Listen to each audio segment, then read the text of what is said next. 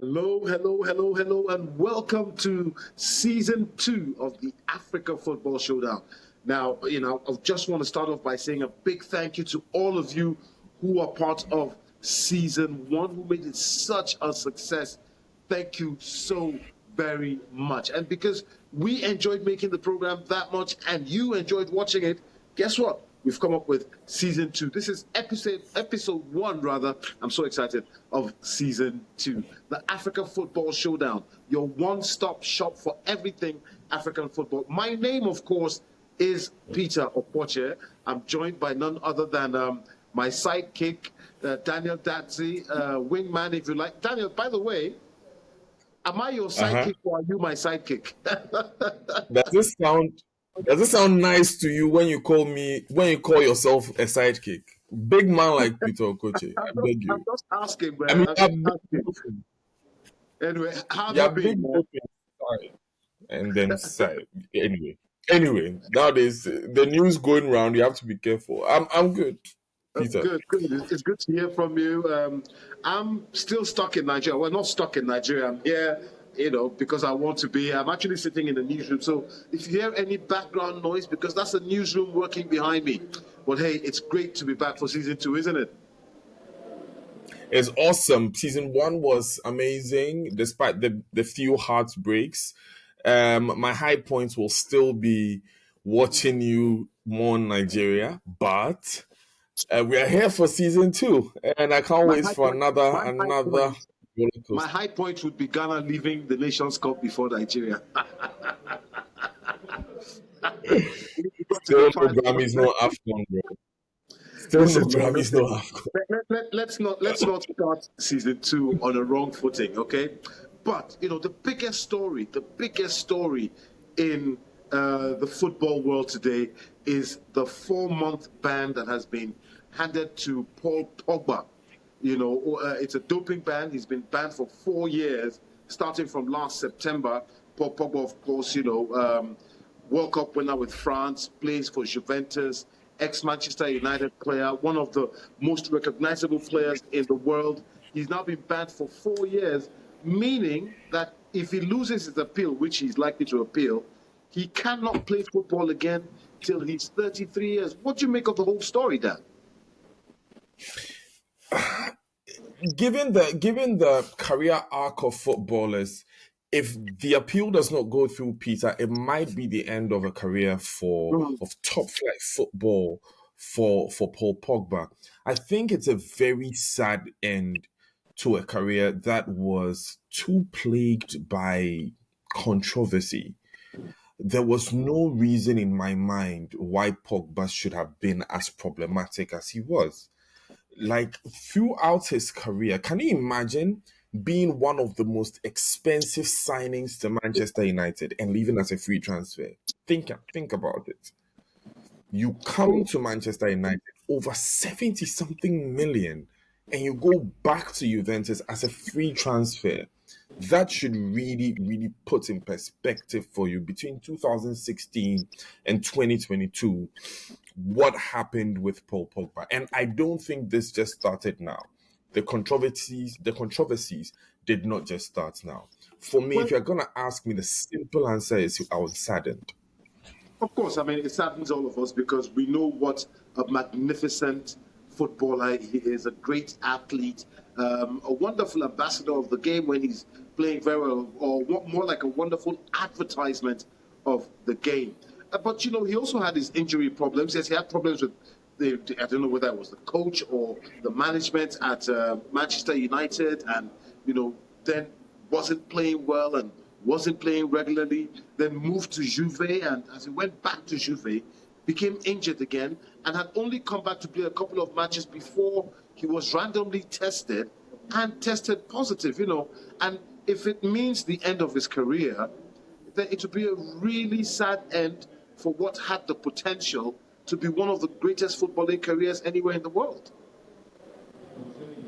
Yeah, but in terms of one of the greatest footballing careers that we could have seen, Peter, we were far from that in 2022 when he went to Juventus in the first place. We were very far from that. Think about national team football. think about his record for Manchester United. Yes, he was playing for the French national team when they won, but we all know that was a victory that we can more attribute to Mbappe than Pogba. You know, he Well, should I he mean, should have been that. at Manchester United, he was accused of playing better for France. Anytime he played for France, that when he played for his club side. You have a point there. However, how well was he playing for France overall? You know, it's better than Manchester United, but still doesn't for me look like the potential that Pogba had. And it was just unfortunate. I always said that when Man U sacked Mourinho, I felt they were choosing Pogba over Mourinho, and I felt like that was one of their biggest mistakes of the club. And posterity has proved me to be right, because in the end that team has never been the same since then. Sometimes when the players come in, you put so much trust in them. There are some players you want to feel bad for. Take like a Romelu Lukaku.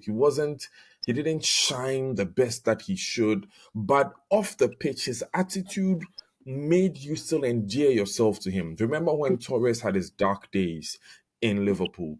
He still, showed those signs of brilliance, even in the days where Robin van Persie was so injury prone, he could not string a season together. He still, when he was on the pitch, showed that attitude of someone who could bring it together. Unfortunately, Pogba, for most of his career, when he left Juventus for Manchester United and back to Juventus, didn't show us some of that brilliance that we all knew he was capable of. And then the controversy came with his brother, and then this doping thing. I feel bad for him, honestly. And, I feel and like I always have a problem with footballers or athletes when you're at the top of your game and then you start, going into fashion and music and digressing from your craft and stuff like that. And he did it. And another person who closely comes to mind, I mean, not for any kind of doping, but whose career went south after he started getting himself involved in all sorts of things, was somebody like Gabon captain Pierre-Emerick Aubameyang. And I just feel you need to stay focused. You need to stay focused on your game and on your craft. Anyway, listen, let's move from Pogba. There are other things that we can be talking about. And talking about Pogba in Serie A, guess who found his scoring boots again during the week? Not other than Victor Osimhen. no, Peter. I have to ask you, how do you feel seeing this happen when it took him 24 shots to find one goal for Nigeria in the AFCON, and now he's banging it for Napoli? How do you feel now? Don't forget that just last week he scored against Barcelona in the Champions League, and now a hat trick of goals in Serie A. And and it's given Napoli, his team, a lift again, because don't forget that Napoli were actually 27 points behind league leaders, and that's the worst position for a defending champion at this time of the season in the Italian league. But Victor is scoring again. Is it enough to go bridge the gap and make? I don't even know if we can talk about winning the Scudetto this season, but is it enough to make it into Champions League football? I'm happy for him that he's finding his form. I think he should leave Napoli, though. That's my controversial opinion. Well, I mean, they've put release clause of about £105 on him. I'm sure somebody somewhere will be willing to dig into their back pocket and bring that kind of money out for him, as long as he keeps scoring at least till the end of the season. But at least you mean now 105 million, right? You mean 105 million, right? Yes, yeah. Some people have it in Yeah, because you said pocket. 105 pounds. No, you said 105 pounds. That was it. I would pay the release clause and let him play for second 11 wide. Pounds, I beg your pardon. Some people have that in their back pocket. They just bring it out and pay. I feel you. I feel you. if you think Osimhen should be moving, where do you think he should be moving to?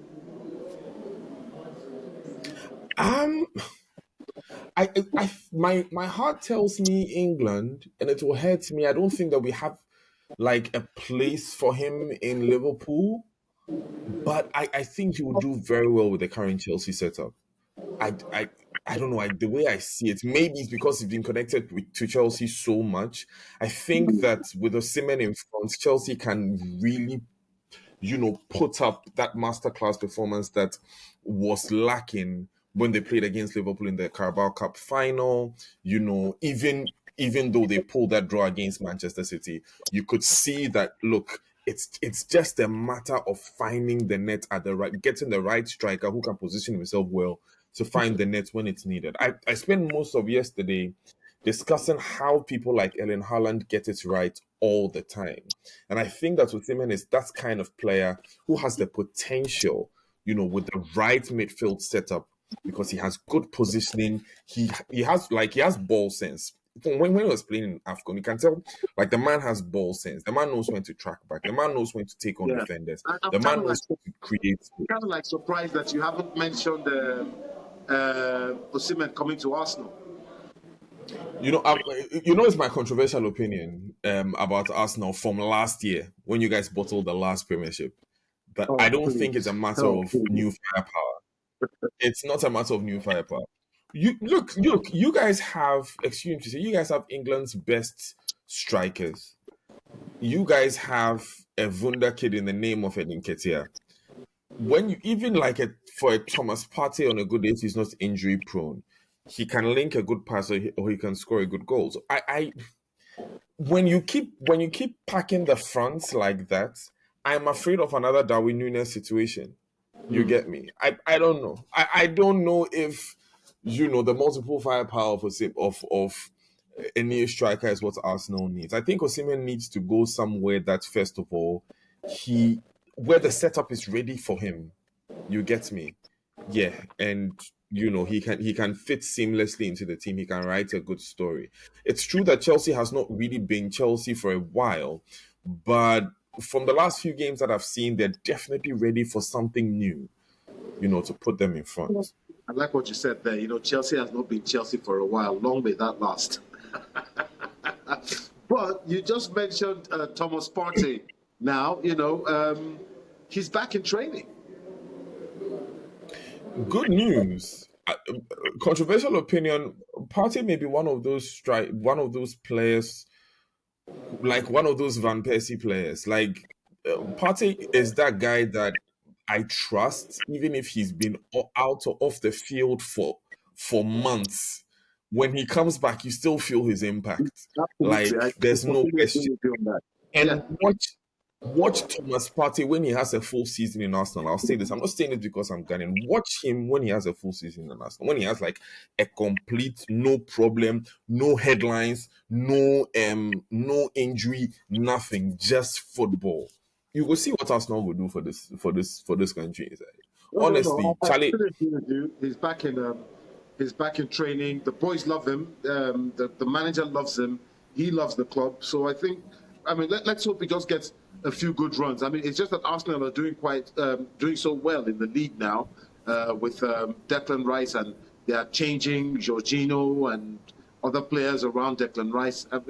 Let's hope he still fits in, because I'd love to see Declan Rice and Partey play together in that midfield, and so Declan Rice can move forward a bit more and help Odegaard a bit more. But that brings us to the Premier League. Quite an exciting run into the end of the season. 12 games to go, if you count this weekend. 12 games to go, and 3 teams fighting for that trophy, and it's the closest it's ever been in the history of the Premier League. I think it reflects the kind of quality that the Premier League has seen in a few, in a number of seasons.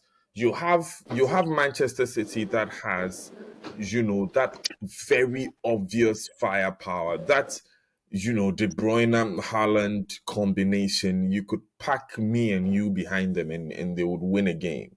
But they still have the kind of quality that they have behind them. I think Arsenal and Liverpool have come to the party. I am impressed that, like, as a Liverpool fan, I'm impressed we are surviving without Salah. If you look at the last two games that we played, we basically strung together a group of youngsters. I mean, Arsene Wenger will be proud of the of the past two teams that we played. Um, did you see what the boys did? And there's this kid, Trey Nyoni. Hmm. No, Peter, make a Google and make us see. I get yes, Trey Nyoni. He's 16 years, 243 days, and Who he came in came from Chelsea on. for Liverpool? Yes, yes. He's I, British by way of I looked at him. Zimbabwe or so. I looked at him and I said, "This boy should still be in primary school."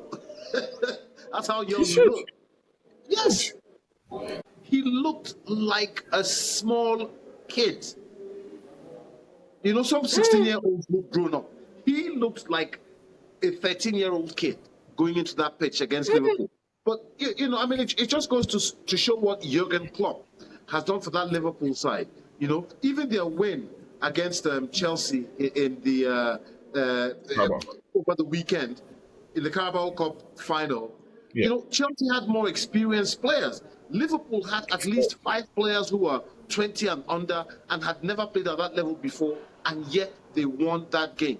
Yes, it was Virgil van Dijk that scored the header, but those were kids that he was playing with. I mean, this guy probably has 3 first teams in Liverpool's dressing room. It's amazing what Klopp has Honestly, done. what I'm seeing in terms of this being Klopp's final season and this being Klopp's exit is that he's also showing off his depth. You Yeah, get it? yeah. Like he's sort of showing off, okay, so I didn't just come and focus on Salah and focus on Firmino and focus on Mane. Like this is what I'm leaving with you guys. I feel like if Klopp leaves and Liverpool bottles it, it's not Klopp's fault because he definitely left us. Look, Jaden Dance scored a brace. This was his Yeah, first goal for Liverpool. He's played 3 games. 3 games and He's he scored twice. scored 2 goals. He's won 1 trophy. And then there was the boy, Kumas. His name sounds like a town in Ghana, Kumasi. Kumas. Kumas, another very young boy who scored against Southampton. Granted, it wasn't a game against Manchester Yeah. City or Arsenal, it was Southampton. But still the confidence to find the net in those small margins, bro. Like I'm so impressed. And I can only wish the best for Treyoni. Look, it's amazing to see. He's now the youngest player that Liverpool has ever fielded in the FA Cup, which is what we played against Southampton. And I'm hoping that the big boys come back. The team is very injury prone, but I also have that confidence that these kids can hold the fort. But it's not only them; it's what Arsenal is doing as well. Arsenal scoring for fun. It's what Manchester City are doing. I mean, there's only 2 points separating those 3 teams with 12 games to go to the end of the season. It's a really exciting time in the Premier League now. I mean, I know which team I chose at the end of at the beginning of the season to win the league. I'm still sticking with to my guns. I still think it's possible. Have you changed your own mind? Who do you think is going to win?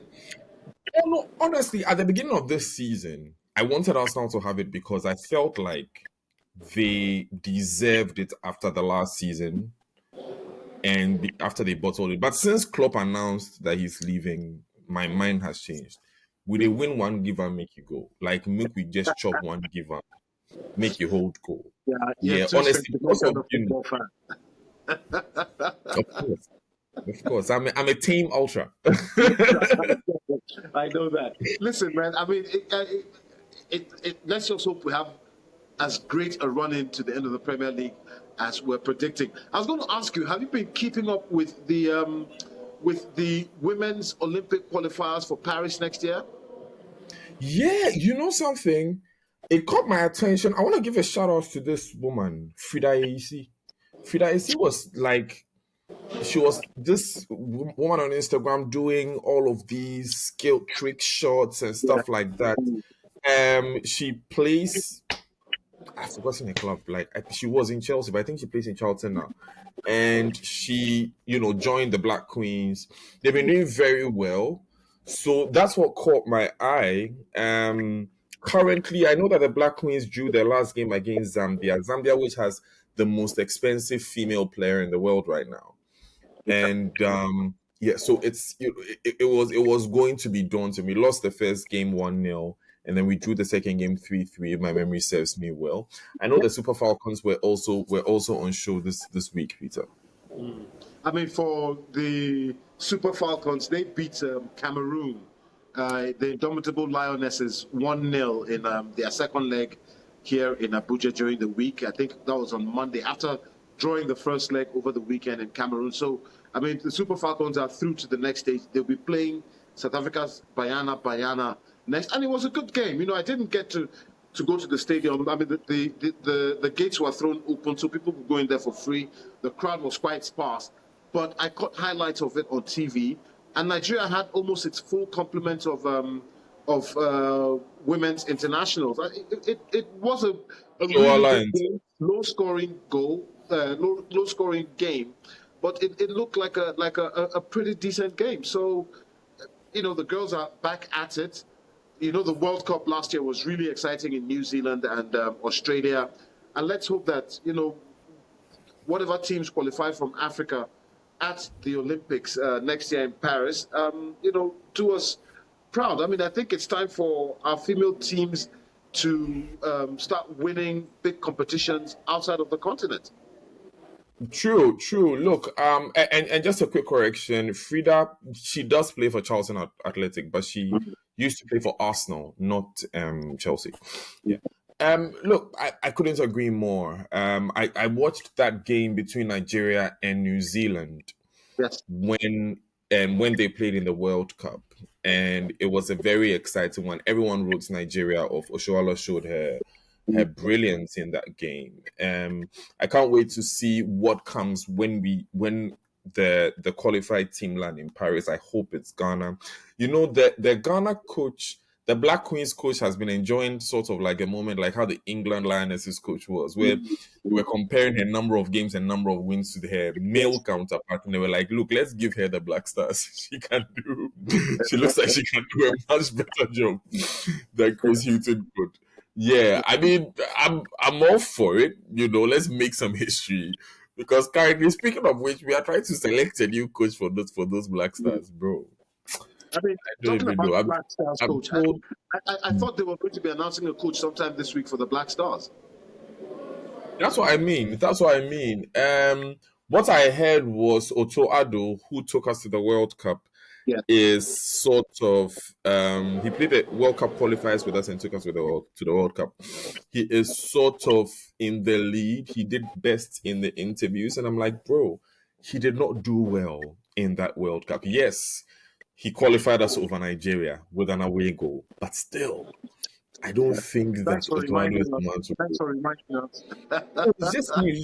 It's an informative podcast, so I have to inform the viewers and the listeners. I think we can call it a day then. Thanks very much for watching this video. We hope you enjoyed watching it just as much as we enjoyed making it. Now, if you want to keep up with everything that the Africa Football Showdown will be bringing you, hit that subscribe button and keep up with us on all our social media channels. The link should be down there somewhere. Yeah, you got it.